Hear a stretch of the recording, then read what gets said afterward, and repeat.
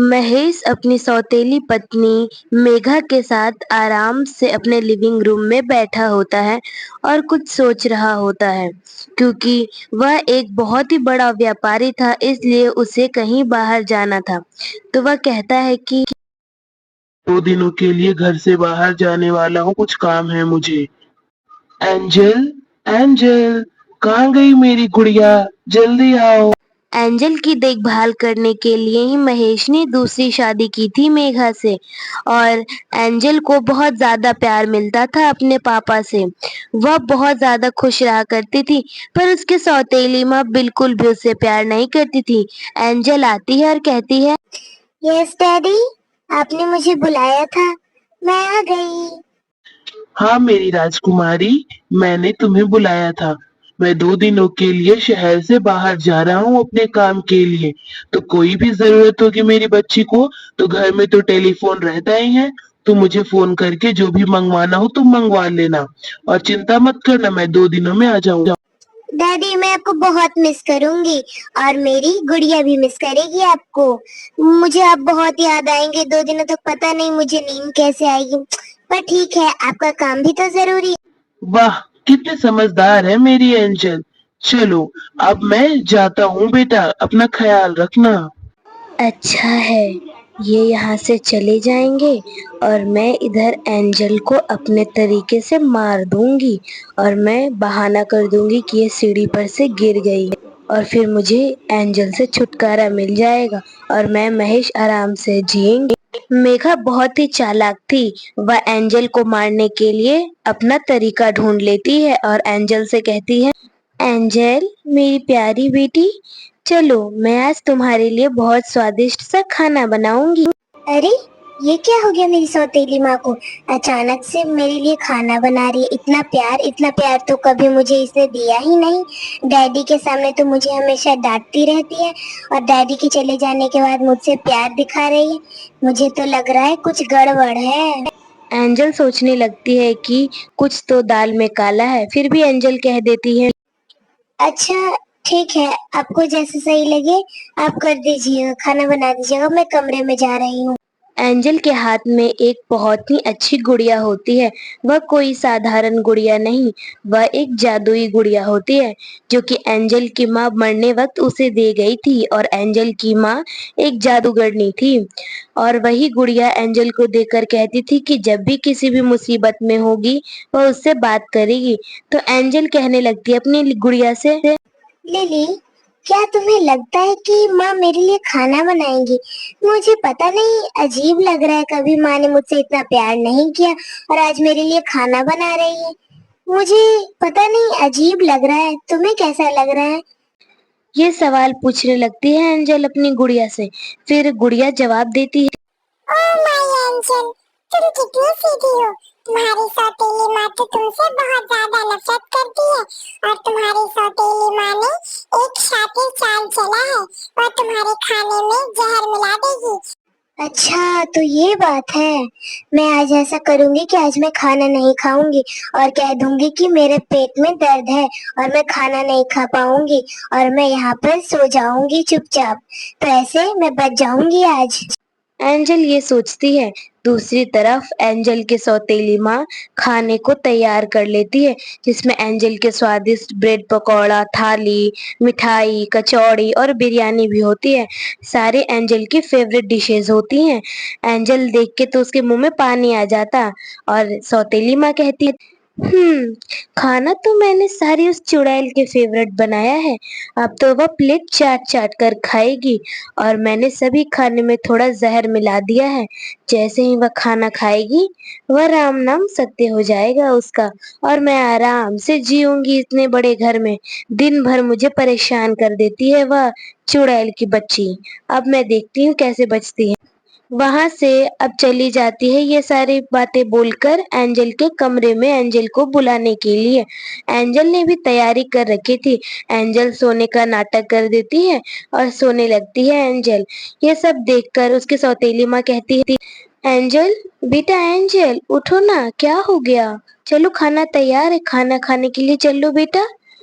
Angel दिखाती है कि एंजल की आँख खुल गई और एंजल सोचती है कि वह क्या बोले। फिर एंजल बोलती है, वो मेरी तबीयत ठीक नहीं लग रही है, मैं आज खाना नहीं खा पाऊंगी, मैंने 2 उल्टियाँ कर दी हैं, तो इसलिए। ये क्या कह रही हो तुम?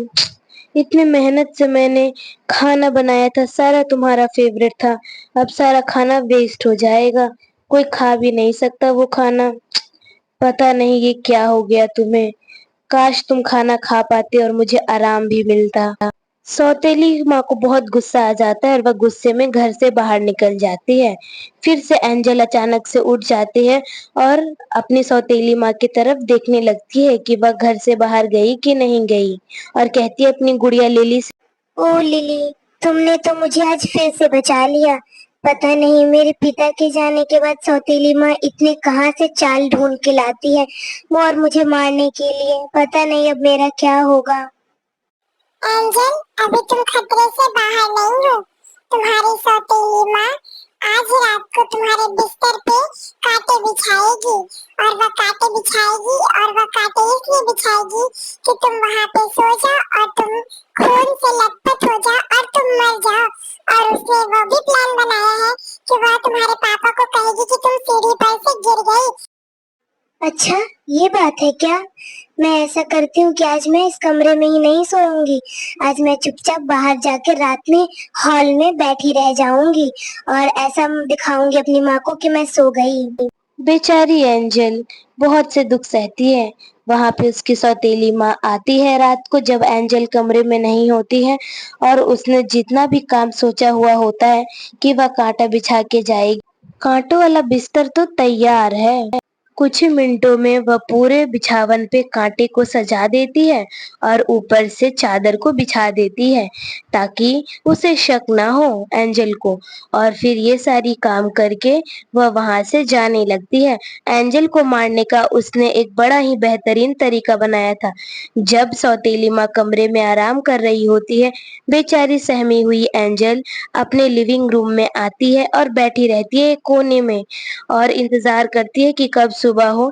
अचानक से वहां पे उसके पिता आ जाते हैं क्योंकि उनकी फ्लाइट कैंसिल हो जाती है, इसलिए वह उसी रात को चले आते हैं और कहने लगते हैं, ओ माय एंजल, यहाँ पे क्यों बैठी है मेरी गुड़िया और ऐसे सहमी डरी हुई? क्या हुआ मेरी बच्ची को? बताओ एंजल, ऐसे क्यों बैठी हो बेटा? वो डैडी, मुझे बहुत ज्यादा डर लग रहा है। मुझे लग रहा है कि कमरे में कोई मुझे मारने की कोशिश कर रहा है। अरे एंजल, ये क्या कह रही हो तुम? हमारे घर में और कौन तुम्हें मारना चाहेगा, इतनी छोटी सी प्यारी सी बच्ची? मेरी सौतेली माँ ने मेरे बिछावन पे पूरे कांटों की बरसात कर दी है। पता नहीं क्या होगा। ये क्या कह रही हो एंजल? ऐसा कैसे कर सकती है तुम्हारी सौतेली माँ? मुझे विश्वास नहीं हो रहा है। रुको, मैं देख के आता हूँ कमरे में। तुम बैठो यहीं पे। ओके डैडी, आप देख के आओ। मैं तो नहीं जाऊंगी उस कमरे में, आप ही जाइए। एंजल वहां पे नहीं जाती है। अचानक से वहां पे एंजल के पापा आते हैं और झुक के बेडशीट को ऊपर से हटाते हैं। वह चादर को हटाते के साथ ही देखते हैं कि वहां पे कांटे बिछे हुए हैं और वे कहने लगते हैं, हे ईश्वर, ये क्या है? इतने सारे कांटे मेरी एंजल के लिए। पता नहीं अगर मेरी एंजल यहाँ पे सो जाती तो उसका क्या हालत होता। ये कैसी कर सकती है? ये तो राक्षस है मेरे घर में। माँ के नाम पर तो ये कलंक है। पता नहीं मैं किसे ले आया अपनी बेटी को संभालने के लिए। इतने सारे कांटे। बहुत ज्यादा गुस्सा हो जाता है महेश, और महेश अपनी बेटी से बातें करने लगता है कि कैसे ये सब हुआ। तुम घबराओ नहीं मेरी बच्ची, मेरे जाने के बाद तुम्हारी सौतेली माँ तुम्हारे साथ ये करती। और उन्होंने मेरे खाने में जहर भी मिलाया था, तो इसलिए मैंने आज खाना भी नहीं खाया। पता नहीं वो ऐसा क्यों कर रही है मेरे साथ। मैंने तो कुछ किया भी नहीं डैडी, फिर भी वो मेरे साथ ऐसा कर रही। लिविंग रूम से आवाज बहुत तेज से जा रही थी मेघा के कमरे में, तो मेघा बाहर आती है और कहती है, अरे आप आ गए इतनी जल्दी, कैसे? तो तुम्हें क्या लगता है दिन भर मैं घर से बाहर ही रहूंगा? मेरा घर है, मैं मेरा मन जब करेगा मैं तब यहाँ पे आऊंगा। तुम कौन होती हो मुझे बोलने वाली? और एक बात बताओ, तुमने मेरी बेटी के कमरे में वो कांटों की क्या? कांटा? कांटा? ये सारी बातें क्या कर रहे हैं? मुझे कुछ भी नहीं पता कांटों के बारे में। पता नहीं, बस एक कांटा मेरे कमरे में चुभ गया था मेरे पैर में, पता नहीं वो कैसे आ गया। मैं इसके बारे में कुछ भी नहीं जानती हूँ। झूठ मत बोलो। मैंने अभी जाकर कमरे में देखा है कि पूरे कांटे बिछे हुए हैं पूरे बेड पे, और तुम मुझे अभी भी झूठा ठहरा रही हो, और तुमने आज खाने में जहर भी मिलाया है। तुम झूठ नहीं बोल सकती। मैंने सीसीटीवी कैमरे भी लगवाए हैं घर में, और मैंने तुम्हें नहीं बताया था। अब मैं सीसीटीवी कैमरे को चेक करूंगा और तुम्हारी सच्चाई का पता लगाऊंगा, जो तुम मेरे सामने इतनी झूठ बोल रही हो। नहीं, नहीं, मुझे माफ कर दीजिए। वो मैंने ही किया था, मैंने ही। मुझे पता ही था कि तुम मेरी बेटी के लिए खतरा हो। अब तो मैं तुम्हें डायरेक्ट जेल में भेजूंगा। तुमने मेरी फूल सी बच्ची को जहर देने की कोशिश की, उसके पूरे चादर पर कांटों की बरसात कर दी। तुम्हें शर्म नहीं आई? मेरी बच्ची मात्र 7 साल की है, वह कैसे ये सब सह पाती? नहीं, नहीं, मुझे माफ कर दीजिए। आप पुलिस को मत बुलाइए, मैं तो आपकी पत्नी हूँ ना।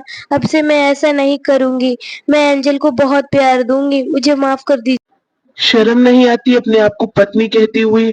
एक औरत होकर तुम एक बच्ची को मारने चली। कोई बात नहीं डैडी, आप माँ को छोड़ दो, पुलिस के हवाले मत करो। माँ इस बार एक चांस दे दो माँ को। माँ इस बार ऐसा कुछ नहीं करी। ये क्या कह रही हो एंजल? इसने तुम्हें मारने की कोशिश की है, और मैं इसे पुलिस के हवाले तो करके ही रहूंगा, चाहे कुछ भी हो जाए। अब देखते हैं क्या इसके साथ होता है पुलिस में। नहीं पापा, आप माँ को एक आखिरी बार तो मौका दीजिए। इस बार छोड़ दीजिए आप माँ को। अगली बार से माँ ऐसा कुछ भी नहीं करेंगी। आप इन्हें इनके मायके भेज दो, बट लेकिन लेकिन क्या बेटा? अब तुम्हारी मर्जी। ठीक है, मैं इसे अब इसके मायके भेज देता हूँ।